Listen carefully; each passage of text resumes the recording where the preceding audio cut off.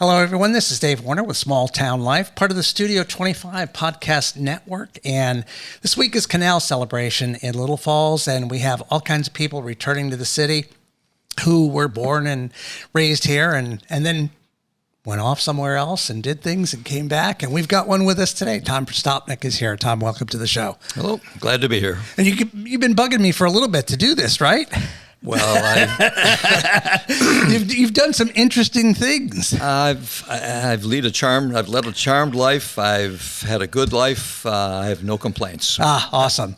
So tell me about growing up here in Little Falls. You know, when you were born, kind of, and growing up, and some of the experiences. Because I know all the people who are here who have lived here, they love hearing those stories. No matter how many times, they love hearing them. I was born at a very early age.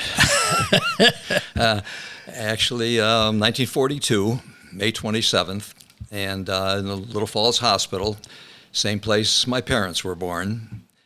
And I grew up, went to Benton Hall School when it was kindergarten, first, second, and then third grade I transferred. We moved and transferred and went to Monroe Street School and went through there. And then back to Little Falls Senior High for my 7th grade through senior. Graduated in 1960. We just had our reunion 2 days ago. Oh, and that's why you're here, right? 65 reunion, yeah. Oh, wow. Yeah. How many showed up for the reunion? I think we had 28 people total and maybe half spouses and half members. Okay. At our stage of the game. That's a good number. It's not too bad. We had I think we had 95 or 98 in our graduating class. I think there's about 60 of us still left. Okay. And a few years ago, excuse me, we joined up with SMA, St. Mary's Academy, and I think they had about 30 in their graduating class, and they have a consummate number, 20 left, something like that, or 15 left, something like that. So good group. Yeah, so I think there were 5 members from St. Mary's that were there. We had a reunion at the American Legion. Very nice meal. They treated us well when we were there. Yeah, they've got some good food over there. It was good, and there was so much. I mean, it was family style. They just bring out big platters and put them in front of us, and we nibble a little bit, and there were 6 or 7 of us at a table, and we ate hardly anything, really. Everything went back in the kitchen, but everybody got stuff, but they just had too much. Had too much. Yeah. All the people who came back, were there some that hadn't been in a really long time, and you were like, oh my God, I haven't seen you in 40, 50 years? Or some of these people, Happy Papaleo, I haven't seen him in 65 years. A few others, it seems like the people who live away, friends from Texas, me from Florida, people from California, they're the ones that come back for our reunions. So many local people, they live here, they live, half a mile away, and they don't come to the reunion. Wow. And that is strange. It's strange. Maybe they had bad feelings about high school. Well, I think, you mentioned Florida, and we hadn't said that you moved off and went to Florida, but I think when you go to other places and you come back, maybe you appreciate it more, or what do you think? I mean, if you live it every day and you never went anywhere, it's every day, right? I was back here 4 years ago. We were supposed to have 5 years ago, but it was COVID canceled, so we had a reunion But every time I come back, I just wander around the city. I went to the post office yesterday. I used to collect stamps. I spend a lot of time in the post office, and just looking at the architecture and walking up and down the streets, and it's disheartening seeing so many empty stores and empty houses along the way. Yep. When I lived here, the population was 10,000. Now it's, I think, close to 4,000. 4,600. Yeah. Yep. So it makes a difference. I was thinking about the schools they had, how many schools we had, how many teachers we had, and now I guess we got Benton Hall for the elementary and the high school, two schools. High school and middle school all at one spot. Yeah. And before we had a lot of schools and a lot of teachers. I was a teacher for 33 years, so I look at that aspect of Right. education. And I just came back before you walked in. I was just over at Benton Hall Academy. So they had done a sensory hallway with all kinds of stuff for the kids on the walls and the floors and things like that. So, yeah, really interesting. So go back to kind of growing up here and some of the things you were involved in while you were here before you took off. I spent a lot of time in the YMCA. My father was one of the directors over there. It's a voluntary position. And I used to go to the YMCA camp every summer. I go for I think there was 6 weeks as a kid. And as I got older, then when I became middle school or junior high, I was an assistant camp counselor. I didn't get paid, but I got a chance to go to the camp for free, which was great. Was that off somewhere? Did you go off right somewhere? In the YMCA. Oh, okay, well, right. we were 5 days. Usually we would go camping. We would go to Kaiser Lake every day. Okay. 1 day a week, maybe we'd go to some of the factories around town for tours. We would go to Cooperstown for the Baseball Hall of Fame. Just a couple of times we would go up to Old Forge, to Fourth Lake, where the YMCA had a camp up there. So we'd stay out in the campgrounds.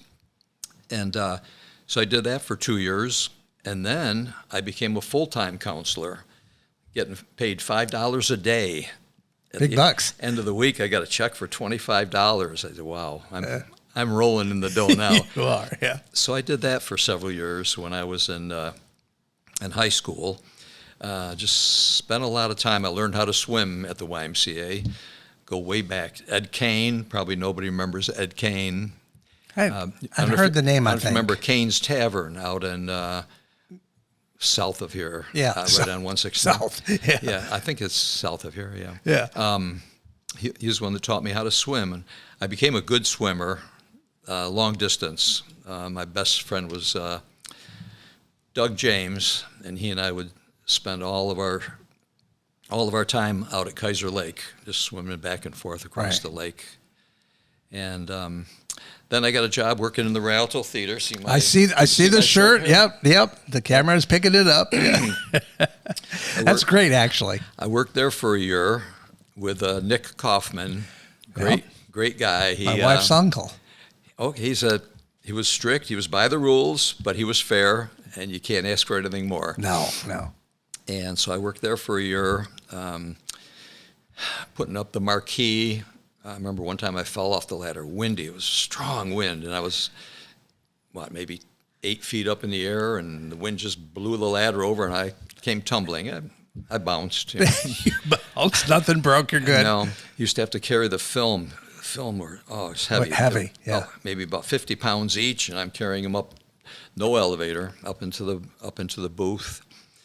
And one of the things I had to do, which wasn't very much fun, in the main theater, you had the spotlights. And as they would go out, I'd have to go in the attic above the theater to change the bulbs. And it's just boards. And if I had slipped, I probably would have broken right through the ceiling. A lot worse than the 8-foot ladder. Much worse.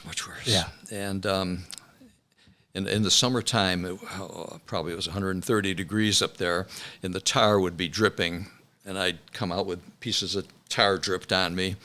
In the wintertime, that tar was frozen solid, and it would just snap off in little pieces. But that was the Rialto Theater.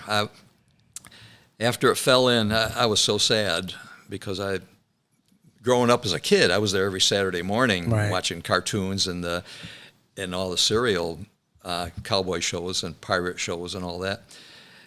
And when it fell in, I was hurt. Yeah, because it meant a lot to me. Yeah. I think to a lot of people here. I mean, people still talk about the Rialto to this day. Yeah. I mean, they miss it. It was so sad that I don't know who, town fathers or somebody, couldn't have saved it. I live in Port St. Lucie, Florida. 12 miles north is Fort Pierce.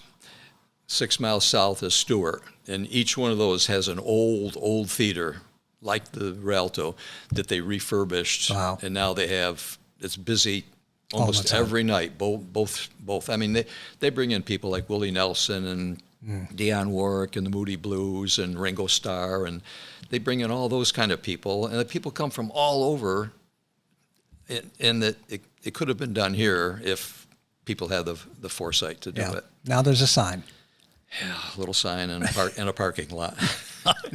It's better than not remembering it all, I think. Yeah, I guess, Yeah. So anyway, what else growing up here did you get involved in other than the theater and the youth, and now it's the Youth and Family Center, not the YMCA. So they kind of split away, and it'll always be the YMCA to me. I'm not sure if it still says YMCA. It doesn't. Had to take that off, but it's still the Y. Yeah, and they have a parks program, and they take the kids to the pool, and they go to movies, and so it's still good for the kids. Yeah, it's brings back a lot of memories. When the YMCA was having financial problems, I told you my father worked there as a volunteer, as a some kind of a director, the athletic director, I think he was, and they were turning 2 of the rooms into student classrooms rented out by the Little Falls School Board. So they had two ping pong tables and 2 pool tables.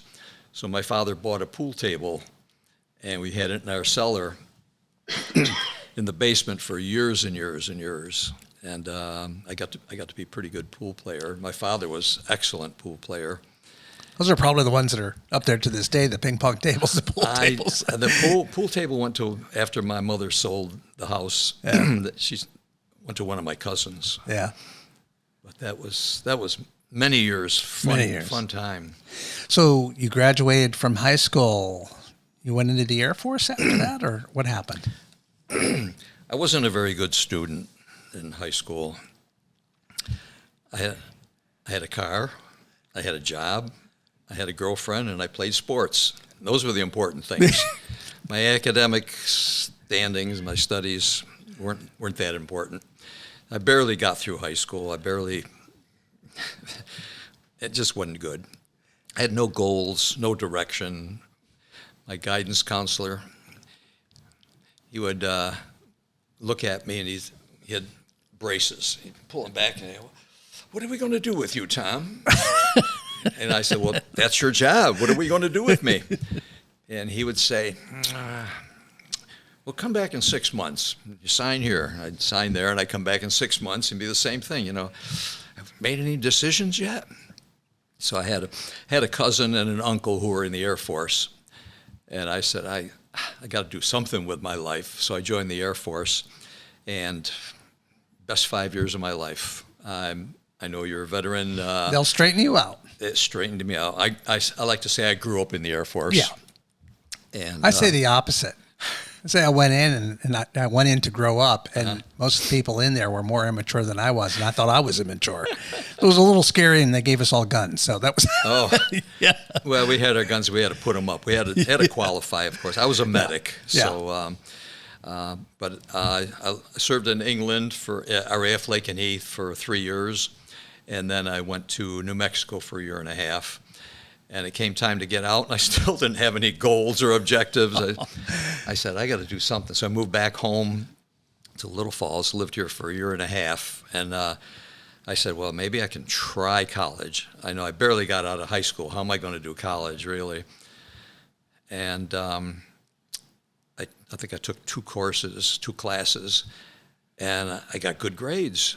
And it was fun, and I was learning. And I said, wow, this is what college is all about. So that 5 years made a big difference, didn't it? Big difference. Yeah. And then the next semester, I think I took three classes, and then I went to full-time at Utica College, commuting. Mm-hmm. And I worked in the medical administration in the Air Force, and I thought, man, maybe I'll get a job in the hospital. And I found you had to go to college to get a degree in hospital administration. So that didn't pan out. And my first love had always been art. I was always the guy to make posters and win awards and all those kind of things. So I decided to go to Buffalo State. They had an excellent art program there. And I spent 5 years. I got my bachelor's and my master's in art, and it really worked out well. I got an excellent education. And again, I found college was fun, and I was learning, and I was expanding my knowledge, and it was great. I loved it. But you were doing something you loved. Exactly. You had found Exactly. a passion. I found my passion. It's a lot easier to learn and get good grades when you love what you're doing, right? Right. Yeah. We'd have to take 4 hours into the classroom to get 2 hours of credit. That's in the art department. In the academics, they had to take 3 hours of classroom to get 3 hours of academic. So that didn't work out. I mean, if we wanted to take a break, we would take an academic class, like a math class or history or social studies or That's a break. English. That would be a break from the art department. Okay. Of course, we had to take all those classes anyway. Right. But then we could take an elective if we wanted to do that. So it worked out fine. So what led to the decision to go to Florida? Because you did that early on, 1972. So Excuse me. I lived in an Italian neighborhood in Italy on the west side of Buffalo, and I loved it. I enjoyed it, but I always knew that I needed a warmer climate. Some bad elements were moving into the neighborhood. We had a shooting across the street, a three-way love triangle, and I said, that's getting kind of close. So didn't like the taxes, didn't like the politics, didn't like the weather, didn't like the crime that was creeping into the neighborhood. And I had previously purchased some property in Florida. Remember the old things, $10 down and $10 a month, and you can own a piece of Florida. You fell for that, huh? But it was real. I fell for it, and I bought a piece of property. And backing up a little bit, I saw it was a sign, come to the Erie County Fair for a free meal. And I'm a poor student. I said I went for a free meal, and I just happened to buy a piece of property after the free meal. That's kind of good, though. And they said, well, since you're a landowner, come next week and we'll give you another free meal. So I did, and I bought another piece of property. And then I did that a couple times, and I would come to the meals, and they said, you're doing such a good job here. You've seen our program enough times. Why don't you work for us? So I got my real estate license, and I would start going to the dinners. I'd get a free dinner, and I'd bring in my friends, and sold a piece of property. Sounds like one of those Avon schemes. It was almost, a big pyramid. What are the pyramid schemes? Except this was huge. This was the largest company and largest landowner in Florida, Wow. General Development, one of the biggest in the whole United States. We had about 7 or 8 cities growing up all at the same time. Wow.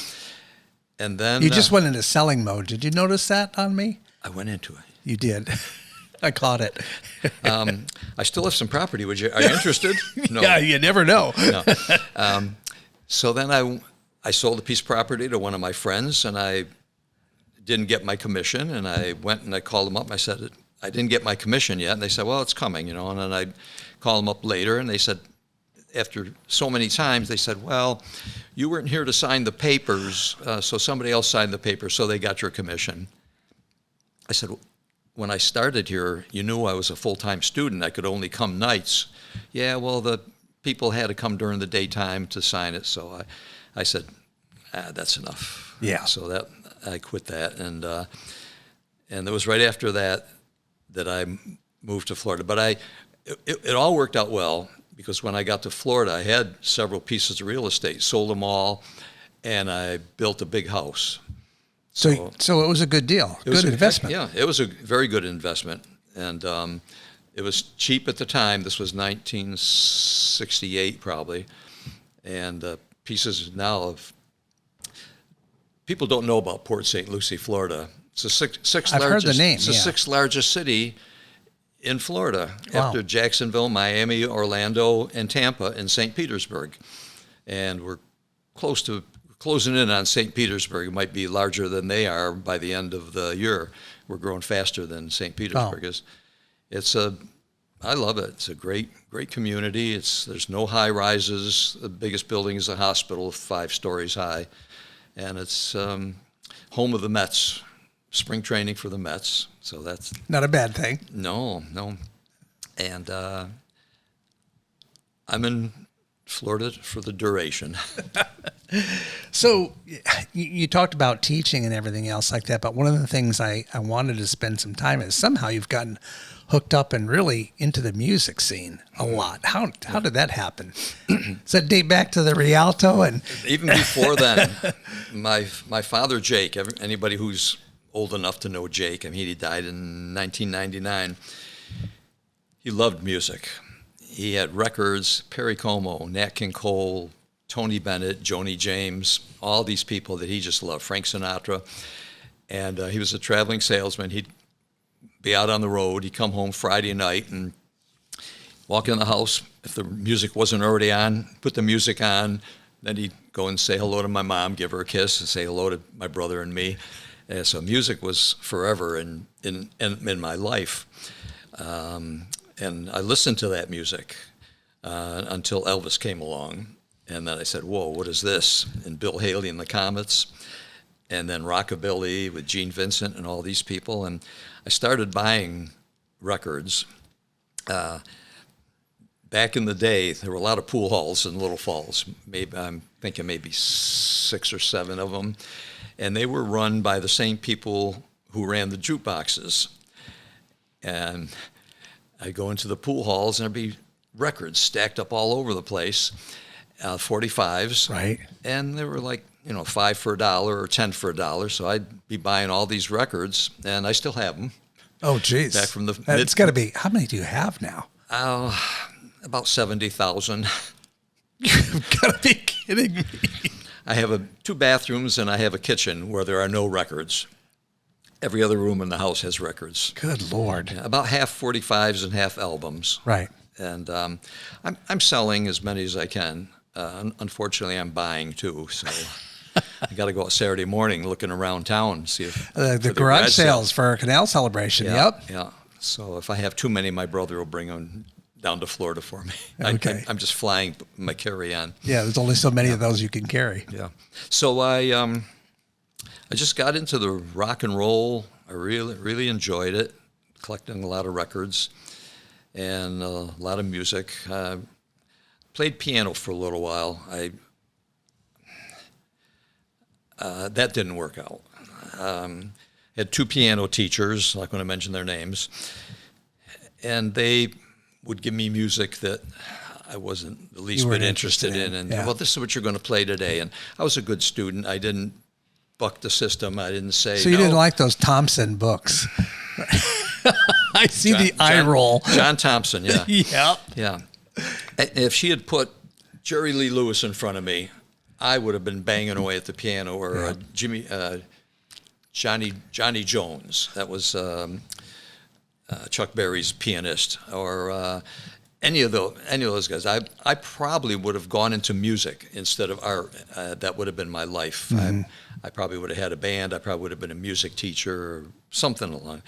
But that didn't work out, me playing the piano. But I still collected records. And then when I went to England, I was so surprised to find all this good music over there. This was in 1960, December of 1960. Good rock and roll music of artists that I had never heard of before. There's Billy Fury and Cliff Richard, Marty Wilde, all these people who were big stars in England that had never made it to America. And I thought, wow, this is really, I'm learning good music. And then all of a sudden the Beatles came along, which changed everything. Everything. Changed hairstyles, that's my hairstyle. It changed clothing, it changed politics, it changed travel, it changed music, it changed movies, It's big changes. And even to this day, when a Beatles song comes on. There's something different about it. I mean, I go back and listen to some of the 60s channels and stuff like that. And a Beatles song comes on and there's just something to it, you know?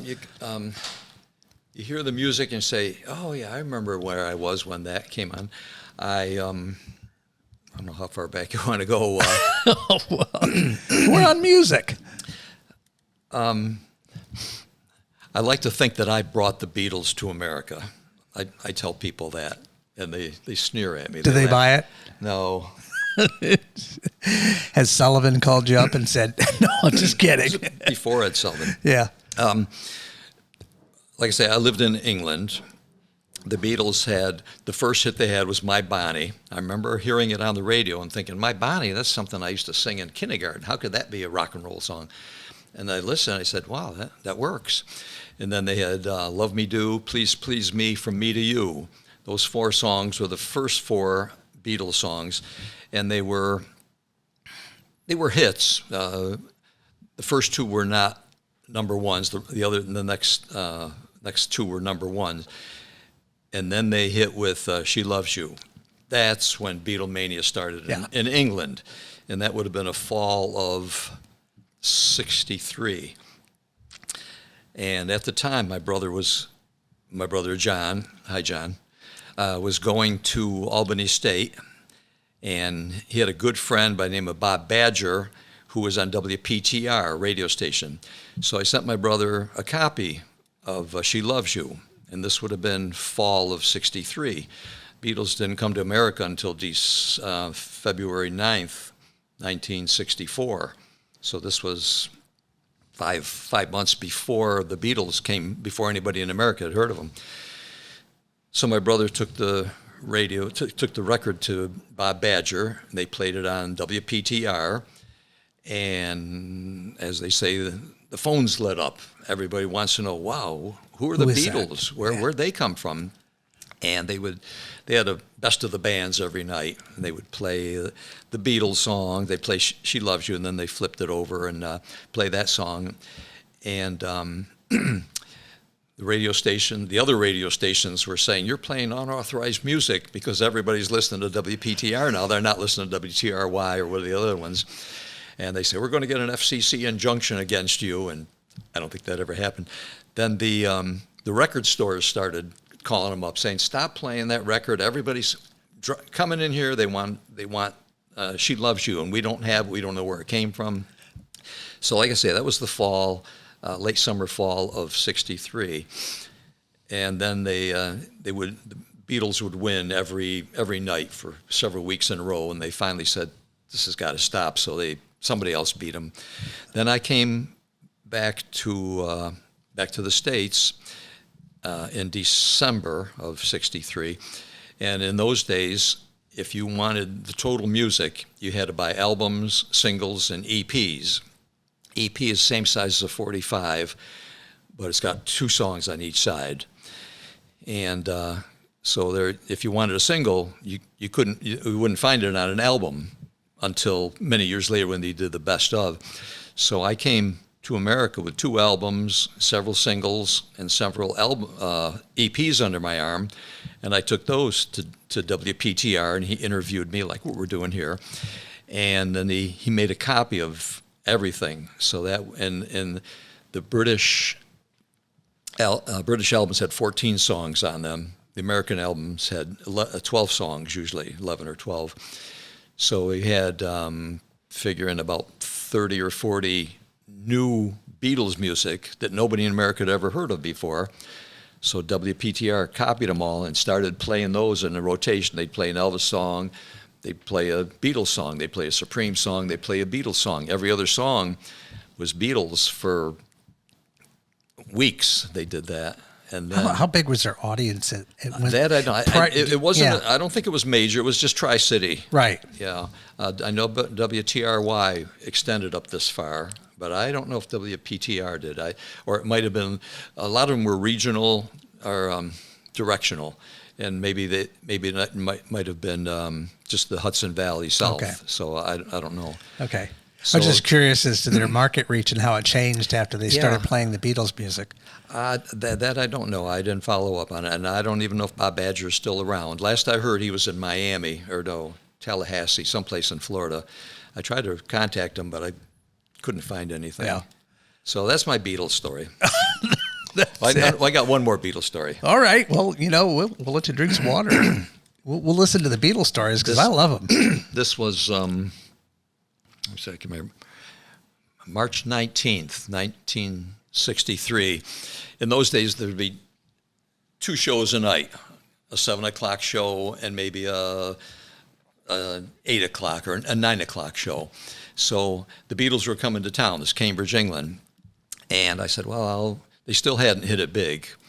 So I said, I'll go down and get tickets. So the first show had just started, and I bought tickets for the second show. And then the guy said, there's nobody in there. You want to go in for the first show? I said, yeah. So I went in. I was like 10 rows back. I saw the Beatles for free because they weren't drawing a crowd yet. Yeah, nobody knew who they were. They were third billing after Chris Montez and Tommy Rowe. Oh, geez. So those were the headliners. Yeah. And in those days, the Beatles would come up and they would maybe do 3 songs, or Tommy Rowe would do 5 songs. And then they had other artists. There were about maybe 2 or 3 or 4 other artists on the bill with them who were lesser known than the Beatles or Tommy Rowe. And they would come up and do 2 songs. So that was fun. It takes me way back. I'm still hooked on the 70,000 records in your house. Come for a visit. I do have an empty bed for guests. There's no records on the bed, not all the time anyway. But they're lining the walls. Oh, yes, walls. Have you done any? So you were into the arts. Have you done any paintings? Because I can imagine some kind of a scene of a living room with records stacked everywhere as kind of like paneling, but not flat. Yeah. I mean, I've got this in all my rooms, except they're 12 and a half inches. We'll take a 12-inch out. Right. And in my living room, I got it. It's 45 7 inches. So those are all over my living room. So they're all on shelves. On shelves, yeah. That's amazing. And then I've got them in boxes too. And then my garage. I forgot. I closed my garage door when I bought the house, and it hasn't been open since. Good Lord. That's another studio full of records. Do you think your collection rivals that of almost? Have you heard of larger collections, or is that a thing? Probably got one of the biggest collections in Florida, but I'm not in love with it as much as if I'm selling little by little. I know that's called spending. You've got to spending your kids' inheritance. Oh, that's what I'm doing. I'm spending all that. They're both better off than I am when I was their age, so they don't need my money. Yeah, they don't need it. Have fun. You can't take it with you, right? Oh, right. Awesome. Yeah. What else? Storied life. Stories. As I said, now I'm back in Florida, and like I say, I was never a ball of fire when I was in high school. Barely made it through. Mrs. Brownell, love her dearly. I'm going to go visit her another couple of days at her cemetery and say hi to her. But if she says anything back that's a story, let me know. All right. I will. I'll be back here and I'll tell you for sure. But like I say, English was not my good point. Not my. I liked history and I liked music, and I did go to college. I did get my master's. I had to write a master's thesis, which basically is writing a book. So I did it. I wrote it up about the theories of Marshall McLuhan, and you're familiar with him? No. He's a pop guru back in the 60s. He's the one that claimed that the medium was the message, or the medium was the massage. We're constantly being bombarded by TV, radio, movies, print media. It's constantly influencing us. And he was a prophet then. Social media is even worse. Exactly. He was a prophet. And mine was how all of the media related to education. And like I said, I did it. You checked the box. Yeah, but there's a magazine called Goldmine Magazine, and it's a rock and roll oldies. The fact is, I got one right here for you. And you've written quite a bit for these guys, right? I have written. This one is. Is this the latest one? This is not the latest. This is April of 23. April, Okay. May 23. Right. And I don't know if you remember Terry Cashman. No, I know you remember. don't. I know everybody remembers the song "Talking Baseball." Yeah. Yep. Well, I came across a CD of Terry Cashman's, and I bought it, and I figured, I wonder what Terry Cashman is doing. So I looked him up. This is a great layout. I found him. Yeah, isn't it nice? Yeah. It's, professional. Professional. It's a magazine. There aren't many magazines left, but it looks good. It is. But backing up a little bit, barely got through high school English, Mrs. Brownell, and so I was reading Goldmine, and Carl Gardner lived around the corner from me. He's the founder of the Coasters. Remember, Yakety Yak, Don't Talk Back. Don't talk back. Founding member of the Coasters, and last original member. All the rest of them had died, and he has since passed on. But he lived around the corner from me. His wife Vita still lives around the corner. I see her on occasion. So I wrote to, I think it was Patrick Prince, the editor, and said, I've never written professionally before, but I'd like to do an interview with the Coasters. Would you at least take a look at it? So I wrote, and he said, yeah, it's good, and they published it. And I said, wow, I'm a published author, And then I did one on Don Ciccone. He was a member of the Critters. He lived in Port St. Lucie. He was one of Tommy James Shondells. And then he was with the Four Seasons when they did Who Loves You, Pretty Baby, and Oh What a Night, late December 1969.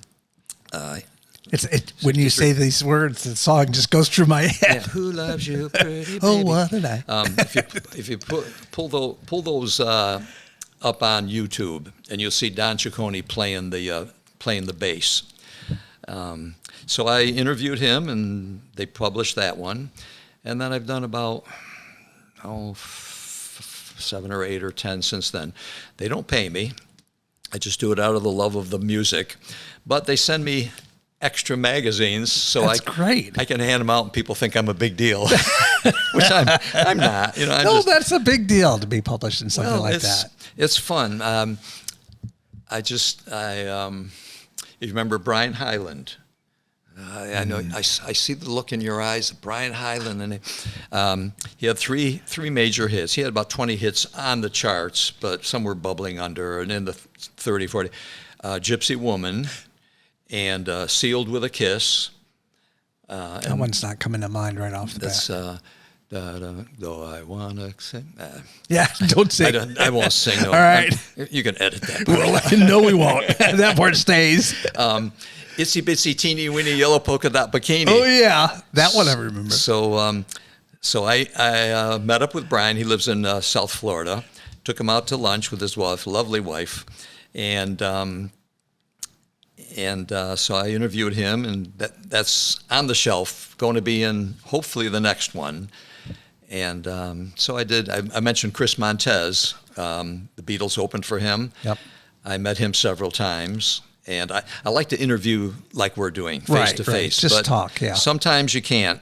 Terry Cashman lives in New York. He's a big Mets fan. I wanted to get him to come to have him come down to training camp. That's exactly. Yeah. But he said, no, I've emailed him. I still email. He said, no, I'm not coming to. So he hasn't come to Port St. Louis. So I just interviewed him over the telephone. And Chris Montez, he lives in California, so I interviewed him over the phone. I forget who else. Steve Boone, original member of the Lovin' Spoonful, bass player. In fact, he just emailed me a couple of days ago. He's writing a book, and he wanted to pick my brain.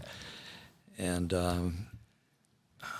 Carl Giammarisi lead singer of, he's lead singer now, of the Buckinghams. Remember Kind of a Drag? Oh, yeah. Yeah, so I do a lot of cruising, rock and roll cruises, like 20 name people on a cruise, and they're just, you see them in the restaurant, you see them in the bar. You see just them talk to them. Yeah. You talk to them, and so I previously made arrangements, so I interviewed Steve Boone and Carl G. Marisi on board ship. So So this is a heck of a fun retirement to be doing this, right? It is, yeah. And the latest, I'm working on it. I can't remember the name. His bass player with Metallica. I'm not into heavy metal. I was going to say you've jumped genres pretty quickly here. I'm going to have to do some research if I interview him. But he lives in South Florida. Jason, you could look it up. Yeah. I'm like I say, I'm not big into Metallica, but I'm open-minded. Well, music is music. You know, these guys at their hearts are. So much of it, like heavy metal. Only thing you hear is the loud noise. But if you get into the lyrics, some of them are relative. Same with rap. I met a couple of rap artists. They were very pleasant to me. Yeah, I like rap. I was about the only white guy in the audience. Tone Lock and the guys that did. I can't remember. Yeah, but it's all right. But they were very, very pleasant, and I didn't interview them, but I just got to meet them anyway. But you never know. Yeah. It might be fun for you to go off script, right? Go into another genre and write about it. I'd have to do a lot of research, but let's see if you can do research is fun. Listen, if you can do Metallica, you can do hip hop. Yeah, right. Yeah, Awesome. Well, it's been fun talking to you, Tom. I'm glad you are up here for Canal Celebration, and I'm glad you stopped by to go through the music memories. Right. 70,000 records. Man. I got a lot. And a few hundred CDs, maybe 5 or 6 or 7. Those darn CDs, yeah. Everybody's going back to vinyl now. Come on. Oh, are they? You're back in style. Yeah. And they're expensive. Yeah. I mean, they were, what, $3.98 when we were I don't buying even remember what we paid for them. In the 50s and 60s, 70s, they're $3.98. Now they're $30. Ew. And it shouldn't be. Yeah. But somebody's getting Somebody's some money. making money. Somebody's getting some money somewhere. All right. Well, thank you, Tom. I appreciate it. Okay. That's all we have, folks, for this edition of Small Town Life. We'll see you next time.